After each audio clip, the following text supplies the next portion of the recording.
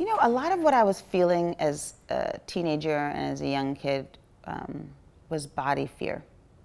Right? I was fearful of my own body. I didn't like my body. It was too small. It was too skinny. I didn't have big enough hips. Right?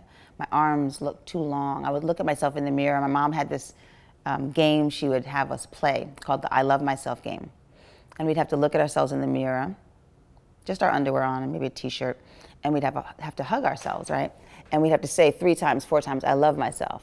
I love myself. I love myself. And it was silly because we'd break out laughing after a couple times of hugging yourself and looking at yourself. But it made me look at myself.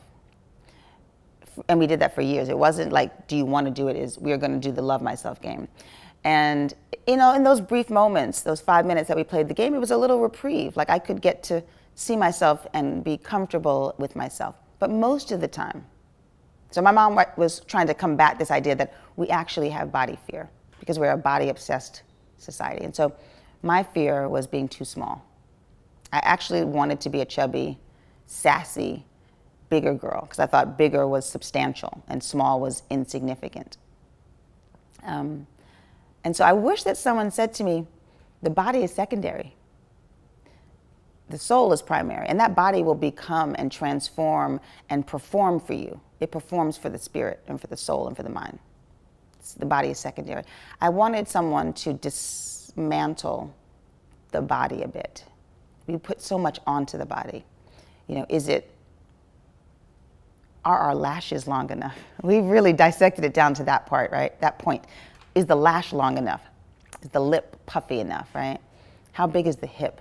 You know, how long, how wavy, how deep is that wave in your hair? Can you get that wave just right? So the body has become more than it actually is. We're asking the body to do way too much. And then it throws everything off because the spirit is really where we're at and the mind is really where we're at. Those are the powerful tools, right? So if someone could have just broken that down for me,